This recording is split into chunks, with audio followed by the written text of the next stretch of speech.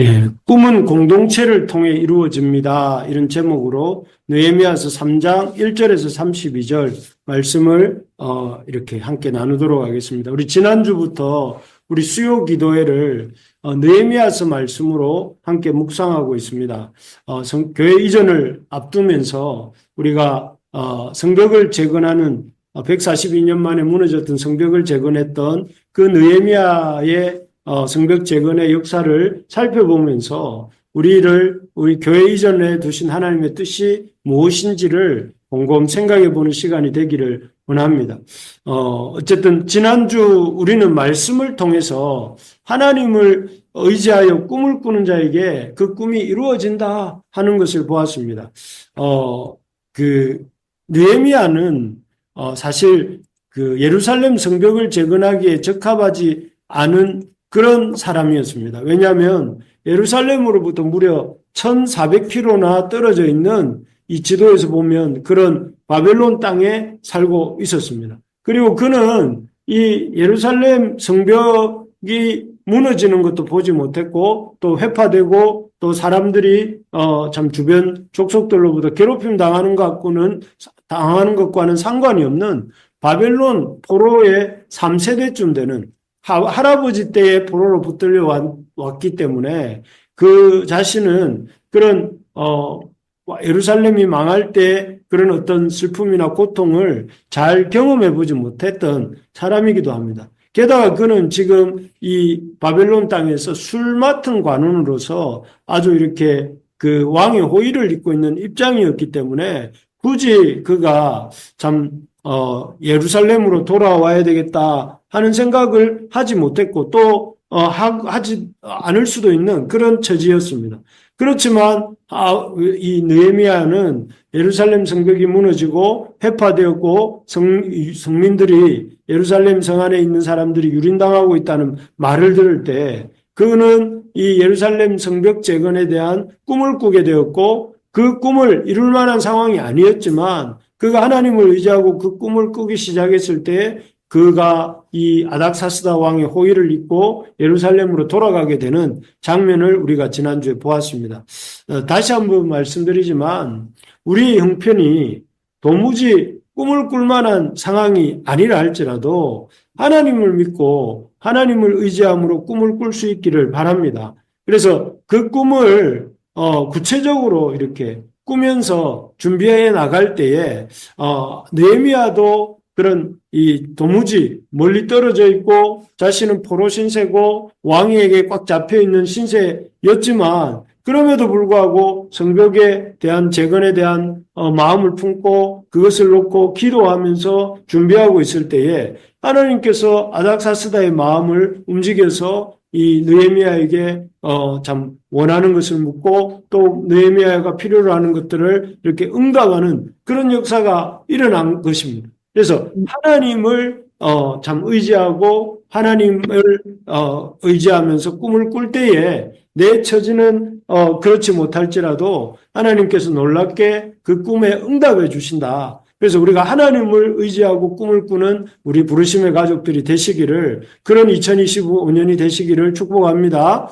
예. 아멘. 오늘 본문은 그렇게 하나님의 선한 손에 도우심을 입고 예루살렘에 도착한 느헤미야가 이제 그 백성들과 함께 이 성벽 재건을 시작하는 모습입니다. 성벽 재건을 하고 있는 모습입니다.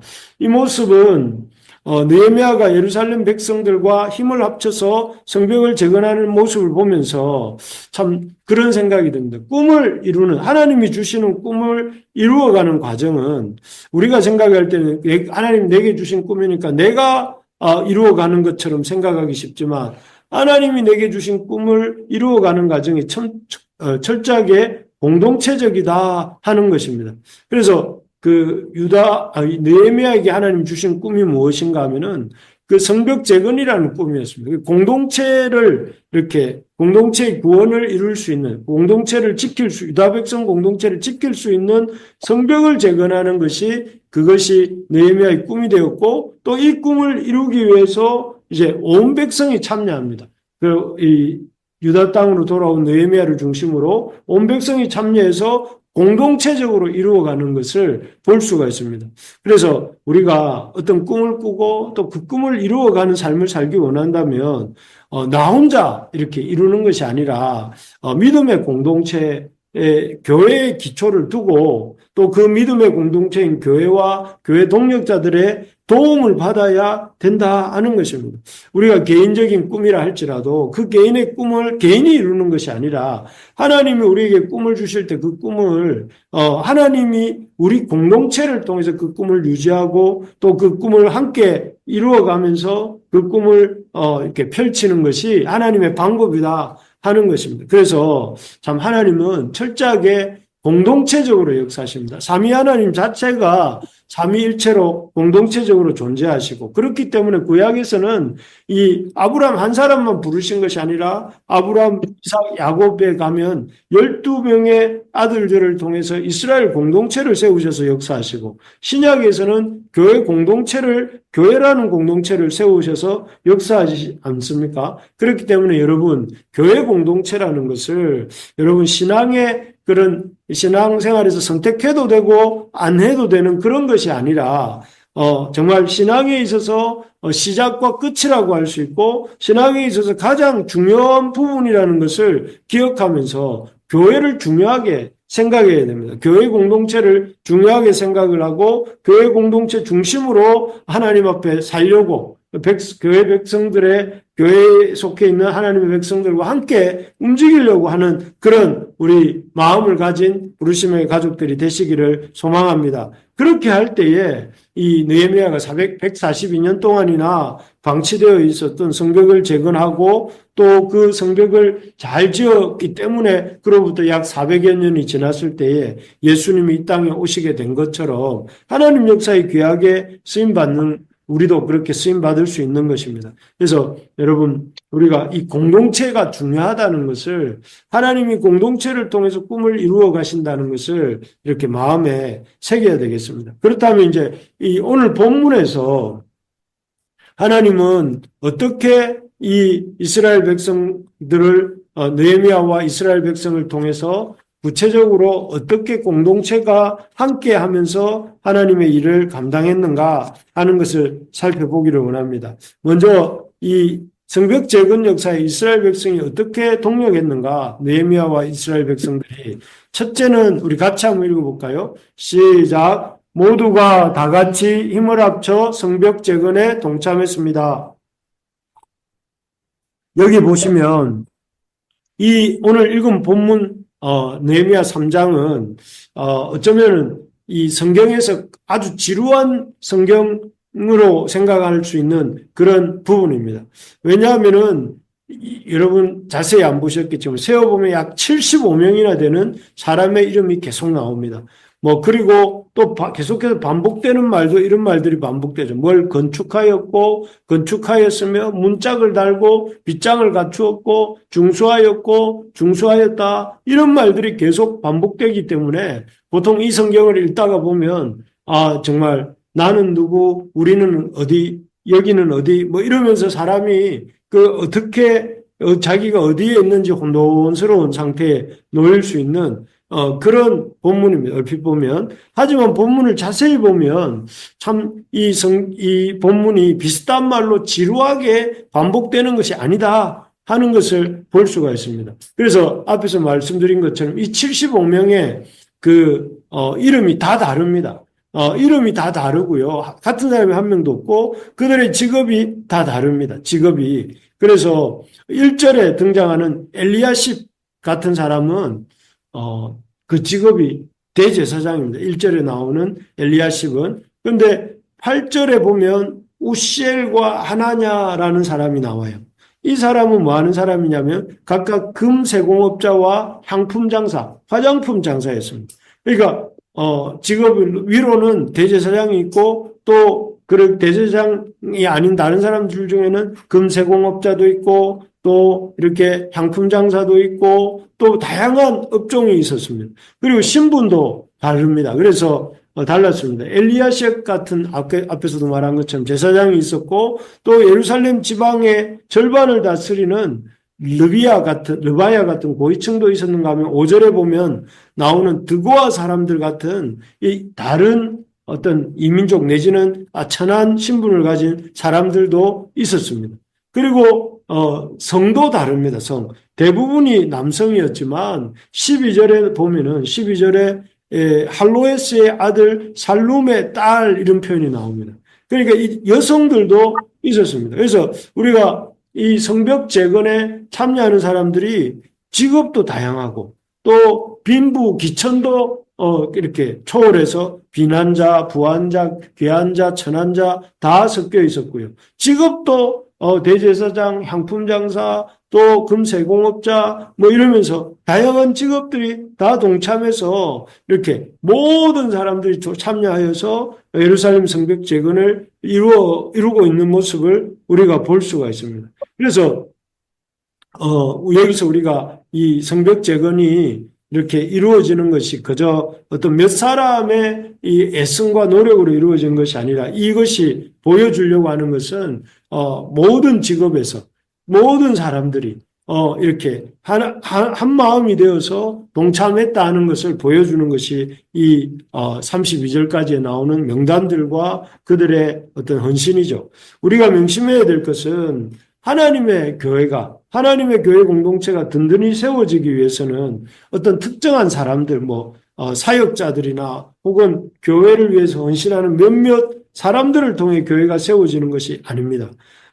교회는 모든 사람이 지위고하를 막론하고 빈부귀천을 막론하고 남녀노소를 막론하고 힘을 합칠 때 교회가 세워진다 하는 것입니다. 하나님의 나라는 하나님의 교회는 어떤 특정한 사람들이 아니라 모든 다양한 사람들이 남성, 여성, 또 빈환자, 부환자, 고위층, 또 그냥 평범한 사람 이런 거 없이 모든 사람들이 합쳐야 된다 하는 것입니다. 그래서 교회에서 가장 또 우리 믿는 자들의 생각 속에서 가장 위험한 생각이 뭐냐 하면은 나 한 사람쯤이야 하는 생각입니다.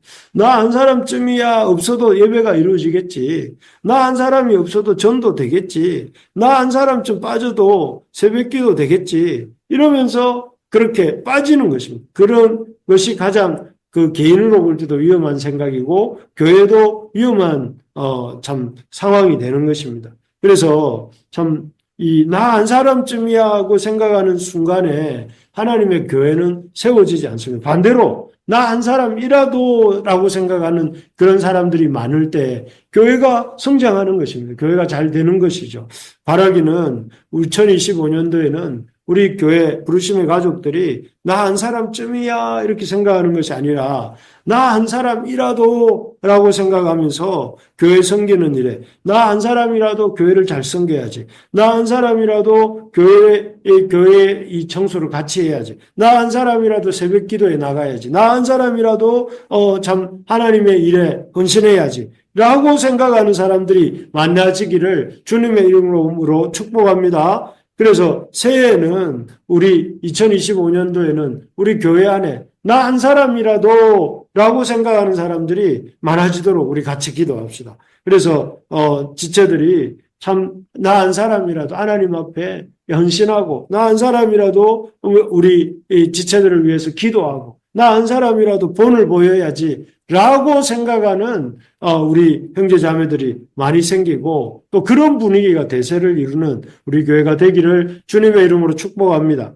두 번째로 보면 이들이 어떻게 동력했는가 하면 이 느헤미야와 그의 백성들이 어떻게 동력하고 있는가 하면은 그들은 성벽 재건을 위해서 싫은 것, 나쁜 것을 가리지 않았다 하는 것입니다. 여기 이 지도를 보시면 이 지도에는 평탄한 북쪽에 여기 위쪽에 보면 북쪽에 옛문, 어문, 양문 이런 문들이 있습니다. 이런 곳은 비교적 평탄한 곳입니다. 평탄한 이렇게 예루살렘이 산지인데 산지 중에서도 옛문, 어문, 양문 이런 쪽에 있는 그 지역은 땅이 평평하고 이 성을 쌓는 것이 상대적으로 아주 쉬운 곳이었습니다. 그리고 참 여기엔 또 오늘 읽어보면 사람들이 많이 투입되고 있습니다. 반면에 여기 13절에 나오는 꼴짝이 문, 여기 지도에서도 보면 이 허리같이 짤록한 이 부분에 보면 꼴짝이 문이 있는데 이것은 이제 평면으로 보이지만 아주 이렇게 가파른 언덕에 놓여 있는 성벽이었고 문이었습니다. 그렇기 때문에 이곳은 참 이렇게 성벽을 쌓기가 쉽지 않은 그런 곳입니다. 그래서 그렇지만 여기에도 백성들이 기꺼이 골짜기 문을 이렇게 맡아서 그 작업을 하는 사람들도 있었던 것을 볼 수가 있습니다. 그래서 여기 보면 문들이 다 많은데 옛문이나 어문이나 양문, 어문은 물고기를 이렇게 들여오는 문이고 양문은 제사에 쓰이는 양들을 데리고 오는 문이 양문입니다.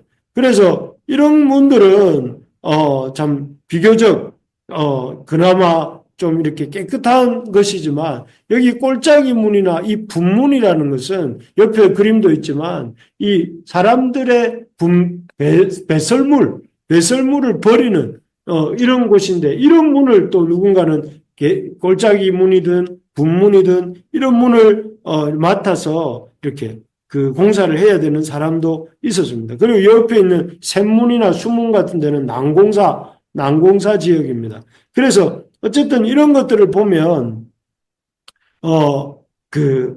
쉬운 곳을 맡게 되는 사람도 있고 어려운 곳을 맡게 되는 사람들도 있었는데 그런데 이렇게 힘든 공사를 맡겨줬다고 해서 불평하거나 못하겠다고 하는 사람들이 오늘 본문에 보면 안 나옵니다. 모든 사람들이 자기에게 맡겨진 일들을 수행했고 묵묵히 감당했던 것 같습니다. 그렇기 때문에 불가능해 보였던 142년 동안 방치되어 있었던 성벽 재건의 역사가 느헤미야와 이 백성들을 통해서 이루어질 수 있었던 것이죠. 싫든 좋든 싫다 좋다 말하지 않고 맡겨주시는 일은 아버지 하나님 주신 일이라고 생각하고 묵묵히 감당했던 것이죠. 그럴 때에 이 성벽 재건의 역사도 이루어지는 것인데 정말 그렇습니다. 성벽을 재건하는 일, 다르게 말하면 우리에게 말하면 하나님의 교회 공동체를 세우는 일은 모든 사람이 다 참여할 뿐만 아니라 각자 자기에게 맡겨진 일에 대해서 불평하지 않고 이게 중요합니다. 불평하지 않고 왜 나는 이것이냐가 아니라 불평하지 않고 묵묵히 이렇게 감당하는 것이 중요합니다. 그렇게 할 때에 그 신앙 공동체에 또 그 사람에게 신앙의 성장이 있고 놀라운 회복과 재건의 역사가 일어나게 된다 하는 것입니다. 바라는 것은 우리 교회도 이런 사람들이 많아지기를 바랍니다. 불평하지 아니하고 자기에게 맡겨진 일을 이 기쁨으로 그것이 꼴짝이 문이든 분문이든 샘문이든 수문이든 하나님 나에게 맡겨주신 것을 감사하면서 그 맡겨주신 것을 힘을 다해 감당하는 저와 여러분들이 될 수 있기를 주님의 이름으로 축복합니다. 예, 마지막으로 이 느헤미야와 그의 백성들이 어떻게 그 성벽 재건을 위해서 마음을 모아서 동력하였는가 하면 이들이 각자 자기에게 맡겨진 일들을 끝까지 최선을 다해서 감당합니다. 끝까지 최선을 다해서 감당합니다. 여기 이제 32절에 보면 이 성벽 재건의 마지막 부분이 어디냐면은 성 모퉁이 성루에서 양문까지는 금장색과 상인들이 중수하였다 이렇게 기록이 나옵니다. 우리가 읽었던 아까 3장의 마지막 구절이죠. 양문까지 성 모퉁이 성루에서 양문까지는 금장색과 상인들이 중수하였다 이랬는데 이 양문이 어디냐면 느헤미야서 3장 1절에도 나오죠. 3장 1절에 뭐라고 되어 있습니까? 그때 제사장 엘리야십이 그의 형제 제사장들과 함께 일어나 양문을 건축하여 그러니까 1절에서 양문에서 시작된 건축이 32절에 보면 양문에서 끝나고 있는 것을 볼 수가 있습니다. 그러니까 양문에서 시작된 건축이 양문에 이르도록 이어진 것을 보게 되는데 이 말은 끝까지 이 성벽 재건의 모든 그 열과성을 다했다 하는 것을 이렇게 보여주는 것입니다. 그래서 마치 시작을 해서 끝을 낼 때까지 신실하게 성벽 재건에 힘썼다 하는 것입니다. 참 우리는 하다가 조금 힘들면 이렇게 모든 것을 내려두고 포기하거나 잠적해버리는 사람들이 많습니다. 그래서 참 조금 힘들면 사라지고 조금 힘들면 사라지고 얼마나 자주 사람들이 바뀌는지 모르겠습니다. 그러나 여러분 꼭 기억하고 늘 마음에 명심해야 될 것이 있는데 그것이 뭐냐면 힘들고 어려운 순간이야말로 우리의 신앙이 성장할 수 있는 기회다 하는 것입니다. 힘들고 어려울 때 포기하고 가버리면 신앙은 영영 성장하지 못합니다. 그런데 힘들고 어려울 때 하나님께 기도하고 최선을 다해 그 일을 감당하다 보면 마치 자전거를 배울 때 넘어지고 또 넘어지지만 그 어려움을 통과하고 나면 어떻습니까? 그러면 자전거를 혼자서도 이렇게 이렇게 싱싱 소리를 내면서 잘 탈 수 있듯이 이 어려운 순간을 잘 극복하는 것이 오히려 우리를 성장시키는 어려운 순간이야말로 우리를 성장시키시는 하나님의 방법이다 하는 것을 기억하면서 중간에 포기하지 말고 끝까지 잘 감당해 가고자 하는 우리가 될 수 있기를 바랍니다. 끝까지 잘 감당하는. 그래서 그렇게 하면 성장하는 것이 새해는 지금 벌써 1월, 2월이 다 돼 가는데 무슨 새해인가 이렇게 생각하시겠지만 아직 1월, 2월이면 전체 12달 중에는 새해에 가까운 달인데요. 새해에는 우리 포기하지 말고 참 이 새벽 기도에도 나오시고 또 성경 일독도 하시고 또 예배도 개근하시고 또 한 사람 한 사람에게 하나님 나라 복음을 전하는 일도 힘써 감당해보는 그런 일을 끝까지 한번 해보는 우리 교회, 우리 모든 부르심의 가족들 되시기를 바랍니다. 물론 힘 들겠죠. 힘이 들지만 그 어려움을 끝까지 예수님이 땅에 있는 자기 사람들을 사랑하시되 끝까지 사랑하셨던 것처럼 오늘 이 느헤미야 백성들이 끝까지 성벽 재건에 힘쓴 것처럼 우리에게 그렇게 끝까지 힘쓰는 우리 모두가 되기를 바랍니다. 그래서 그렇게 할 때 여러분 우리의 신앙이 이 어려움들을 극복할 뿐만 아니라 믿음의 진보를 이루고 그 믿음의 결과로 영적인 열매도 풍성하게 맺게 되는 우리 모두가 될 줄로 믿습니다. 예, 말씀을 맺겠습니다. 하나님을 의지하고 꿈을 꿉시다. 이게 지난 1강이었습니다. 오늘 두 번째는 꿈은 하나님이 주시는 꿈은 공동체를 통해 이루어집니다. 라고 말씀드렸습니다. 공동체를 통해서 하나님께서 우리의 꿈을 이루어 가시기 때문에 우리가 공동체를 가볍게 여기지 말자 하는 말씀과 또 이 공동체를 이루기 위해서 공동체를 통해 이루기 위해서 가져야 될 태도가 무엇인가 하면은 모두가 합쳐서 참여하는 것이 되어야 된다. 교회의 주인이 모두가 주인이 되어서 참여해야 된다. 그리고 싫은 것, 나쁜 것 이렇게 따지지 말고 감당해야 된다 하는 것이었습니다. 그리고 끝으로 끝까지 해야 된다. 중간에 포기하지 말고 끝까지 어렵고 힘들 때일수록 더 열심히 이렇게 해 나갈 때 그 믿음이 더 큰 성장을 이룬다고 하였습니다. 그래서 우리 부르심의 가족들 가운데 이런 분들이 많이 나오기를 바랍니다. 하나님 앞에 끝까지 최선을 다하고 하나님이 주시는 참 어려움들을 힘을 다해 나 한 사람이라도 하는 마음으로 감당하는 사람이 나오고 또 그리고 그 가운데 우리에게 주시는 이런 참 사명을 싫든 좋든 감당할 줄 아는 우리 모두가 되시기를 주님의 이름으로 축복합니다. 네. 네. 예. 우리